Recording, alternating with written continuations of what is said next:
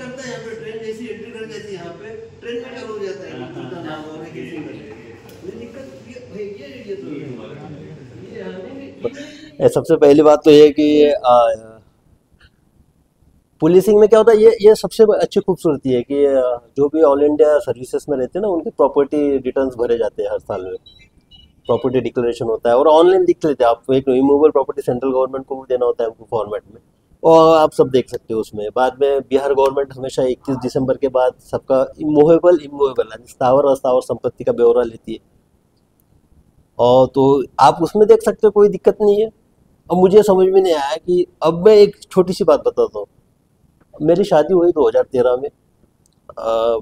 जब शादी हुई तो पत्नी के सामने मैंने, जब बात हुई तो मैंने उसको दो ही बातें बोली थी। मैंने बोला मैं बिहार कैडर में हूँ और मेरा आगे के तो जीवन में मैं बिहार को ही देना चाहता हूँ, तो आपको इसको देखना पड़ेगा, क्योंकि वो तो born and bought up Mumbai की थी। और दूसरी बात मैंने जब बोली थी उसको, उसने बोली थी कि मेरे अकाउंट में अभी कम से कम 9 साल के सर, मैं 2004 बैच का IRS भी था, बाद में 2006 बैच का IPS। तो 4 से लेकर 2013 में जब मेरी बहू से पहली बार जब बात हुई तो मैंने बोला कि मेरे अकाउंट में 32,700 रुपये है। तो आफ्टर 7 ईयर्स आपके अकाउंट में सिर्फ being a super class 1 officer 32,700 रुपये है, तो इस पर से आप समझ सकते हो कि क्या सकते।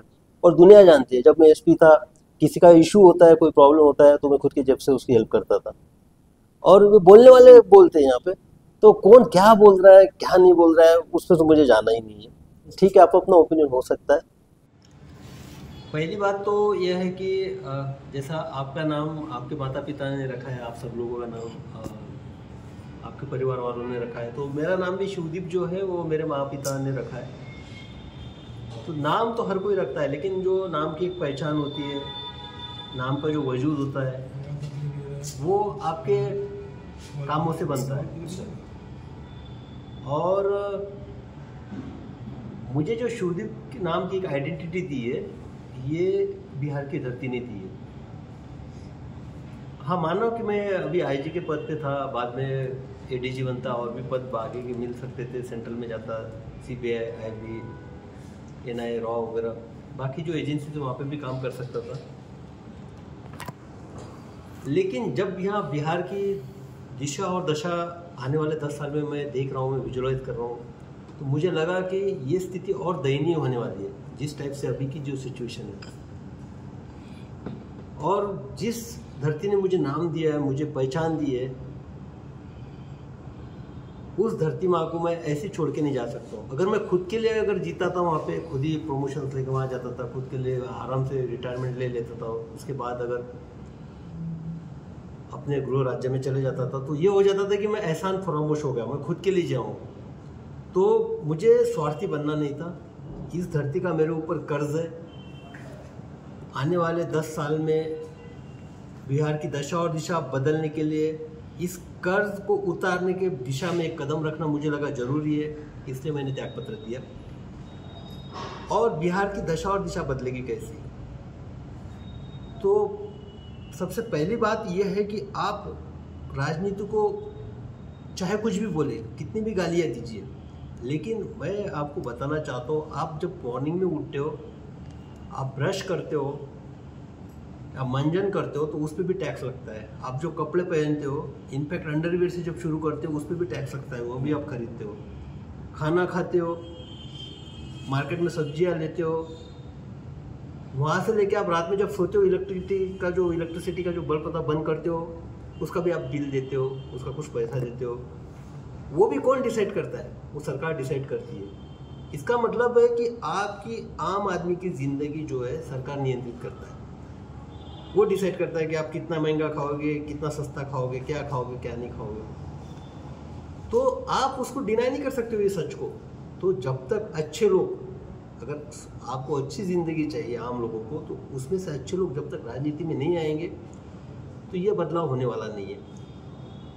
और अब राजनीति का सिनेरियो आप देखिएगा, बिहार की आप बात कीजिए, कितना है, 1.5 से 2% वहाँ पे आपको युवा दिखेंगे। और युवा दिखेंगे कौन से? वो जिनके माता पिता, दादा, चाचा वगैरह राजनीति में रहे, MP रहे, MLA रहे, मिनिस्टर रहे।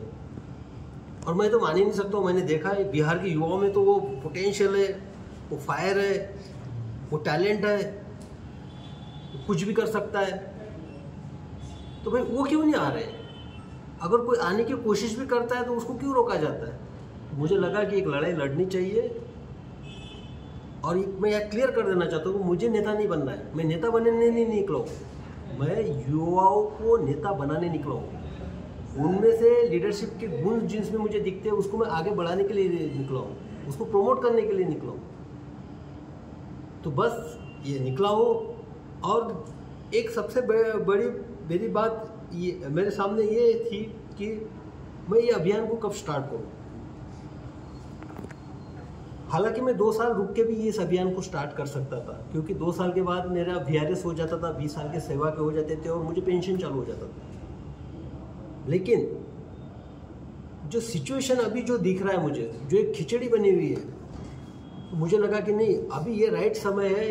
इस वक्त जो युवा पोटेंशियल वाले उनकी नींव अभी डालनी चाहिए। जो कुछ भी आते हैं उनको अभी राजनीतिक पटल पे लाना चाहिए। और ये सिर्फ विधानसभा तक ही सीमित नहीं, मुझे पता है ये लड़ाई बहुत लंबी चलने वाली है, हो सकता है आगे 10 साल 15 साल 20 साल तक चले, लेकिन मैं ये लड़ाई लड़ूंगा, संघर्ष करूंगा और एक युवा पीढ़ी को बना के रहूंगा। तो आगामी विधानसभा में क्या आपकी जो बैनर है उस बैनर से कोई उम्मीदवार चुनाव में दिखाई पड़ेंगे? मैंने बताया कि 243 जगह पे मैं युवाओं को खोज रहा हूँ जिनको मैं चुनाव में उतारना चाहता हूँ। तो ये बात तो है कि 243 में युवा तो मुझे दिख रहे हैं। और उसके साथ साथ मेरा जो फोकस्ड एरिया रहेगा वो ये रहेगा कि जहाँ पे मैंने काम किया है, जहाँ पे लोगों ने मुझे देखा है काम करते हुए, जहाँ पर लोगों ने मुझे महसूस किया है घर घर में, वो एरिया जो है, ऐसे यहाँ पे 5-6 एरियाज है जो कि कम से कम 40 to 50% बिहार को कवर करते हैं। तो वहाँ पे तो मैं दमखम के साथ लग जाऊँगा और आगे देखते हैं।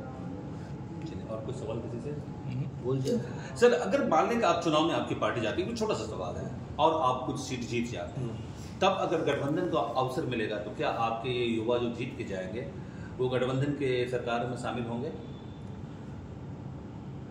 सबसे पहली बात तो ये है कि जब मैंने ये डिसीजन लिया, सभी लोग बोल रहे थे मुझे कि तुम कुछ भी कर लो। यहाँ पे जब बटन दबता है ना वोटिंग के दिन, वो या तो जात पे दबता है या तो धर्म पे दबता है। तो अभी पहले इनको युवाओं को बटन तो दबाने दीजिए भाई, जात पात से निकल के धर्म को छोड़ते हुए एक जो युवा पोटेंशियल है उनको चुनने तो दीजिए। इसको बाद में की बात है, बाप रे बाप, बहुत आप तो अभी एकदम आगे का बात कर रहे हैं। तो पहले युवाओं को, लोगों को देखने तो दीजिए, तो बाद में उस पर निर्णय लिया जाए। Thank you very much sir ji.